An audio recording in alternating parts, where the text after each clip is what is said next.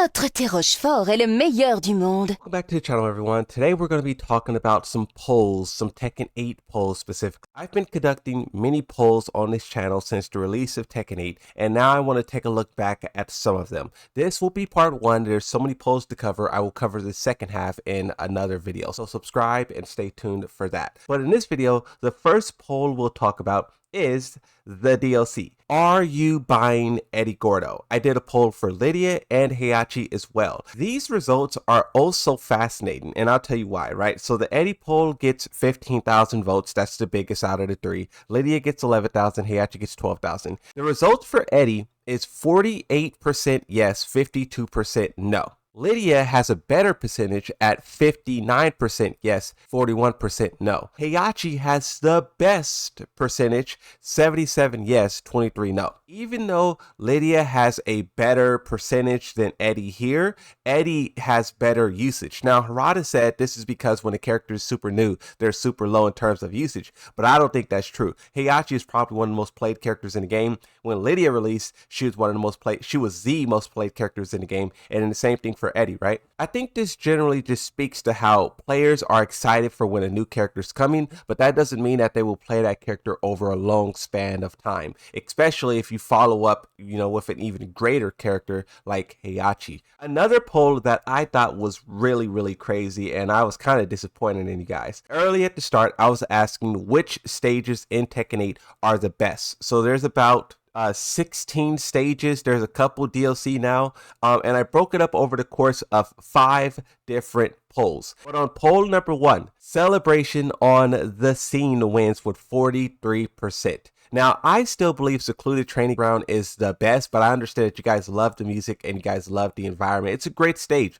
but I just think with the multiple wall breaks that Secluded has, it's fire, bro. The people who voted Arena, why did you vote Arena for the best stage? That's crazy. The stage that wins this is Fallen Destiny with 48%, and a lot of people were crediting this to the story mode. They was like, oh, this looks beautiful in the story. Oh my god, I love it. But the one that I chose, once again, is Into the Stratosphere. I think this stage is really cool. I wish the floor blast happened more frequently, but that's just me, a Yoshi main. We love the chaos. Third poll for best stage, Descent into Subconscious wins this with 54%. I voted Urban Square. In my opinion, I still do not like Descent into Subconscious. I don't know what it is about the stage, at least the top portion of it, that is just very I don't know. I don't like it. But the second layer and the third layer is fire. And maybe that's why you guys voted for it, because that second layer and third layer, it has multiple layers to it. Urban Square takes it over Arena, Sanctum, and Midnight Siege. I don't know how you guys didn't vote for at least Sanctum. Urban Square is a very nice stage. It is like a shining achievement of what this game was able to achieve with their visual quality. But I just like Arena Underground. It has a different aesthetic, a different vibe, a different color to it. The wall blast makes it really exciting. Yoshimitsu can do incredible things there. That's probably not a stage that you want to fight him on, right? But then you have the final poll. And for this, what I did was I took all 4 of the winners of the first poll and I combined them together into one to see which one comes out on top. And Descent into Subconscious is the one that wins that poll. Really, I just wanted to do that poll because I thought it would be interesting to highlight the differences, right? Some people like the music, some people like the visuals, some people are thinking about the gameplay. It's so many different things to take into consideration when you're talking about the different stages of Tekken, which is why I personally love Tekken. Mortal Kombat and Street Fighter, their stages is largely irrelevant to the match. And in Street Fighter 6, it is so irrelevant to where the background that you see could and may not be the background that the opponent see. I think that's a horrible way to do fighting games. I think Tekken makes the stage just as much as a part of the battle as the characters you're facing against, right? And I love that. Next poll. Now we're in the realm of DLC. First one that I did, this one says, should Tekken reveal the DLC all at once like Street Fighter 6 or one at a time? Now, this poll was really close with 14,000 votes. This is 52% for one at a time and 48% for all at once. And I think the top comment on this perfectly summarized why I voted all at once as well. It says, so y'all want to spend $30 to $40 on a season pass and not know what you're buying. I think season 1 is a good example of that, right? For season 1, we had so many different leaks and so many different hints and ideas. Is it Fahkumram? Is it Kunimitsu? Is it this? Is it that? And imagine if people were spending money expecting Fahkumram or Marduk or whatever, and then they get something totally different. Do you feel ripped off at that point, or are you just like, screw it, I'll just play whoever this character is? I don't know. The next poll: Tekken 8 final DLC character has an orange theme,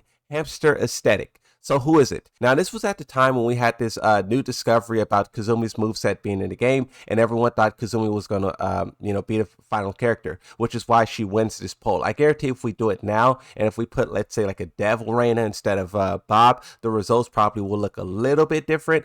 Fahkumram has a large amount of evidence for him, but what I think they're going to do is not necessarily delete Fahkumram or Marduk, but I think they're just going to save them for later. Like if you look at the next poll, final character for season 1, Tekken 8. Is it a guest character, a new character, or a returning character? 38% says returning, 51% says guest. I think that they will do a guest character for the final one, because if not, why did they exclude Fahkumram or whoever from the story DLC? But then two, I think you do start off a season 2 with like a Fahkumram or Marduk. The fact that they put 60% of Marduk's moveset into Tekken 8 Unreal Engine 5, we found it. They are not going to delete that. Who would do that? Here we have another poll. How do you feel about the outfit skins going on sale? This is referring to the half price deals that they were giving. During this time as well, a lot of people was feeling kind of ripped off because they bought the skins at full price, and then when they got cut to half price, they felt like they just got like ripped in a way. But now that we know that this is a feature that they're going to be implementing,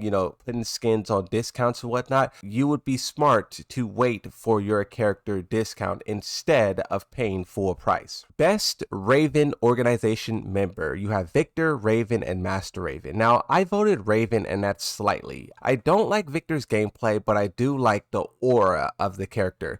I don't like Raven's gameplay either, but I do like just the design and the story of the character.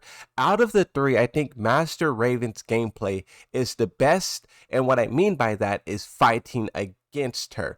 Fighting against Master Raven is just the best gameplay, just the best experience. Victor is atrocious. Raven is atrocious. All he does is parry and teleport and spam heat. Master Raven, you can actually get a full experience there. And I think that's more so just the difference between Tekken 7 and Tekken 8, and maybe not necessarily how the characters operated. What platform do you play on? The majority of players play on PlayStation. A good chunk of people also play on PC. Xbox is just falling off hard around the entirety of the gaming industry, and they really have to come back and do a little bit better so it could give PlayStation some competition. I'm not even going to dive into this one. I just think it's pretty funny how these are the 4 modes that's listed for Tekken 8. Arcade Quest is irrelevant. Tekken Ball, a few people play that. Customization, very lackluster. A lot of it is locked behind a paywall. And then Super Ghost Battle, who cares?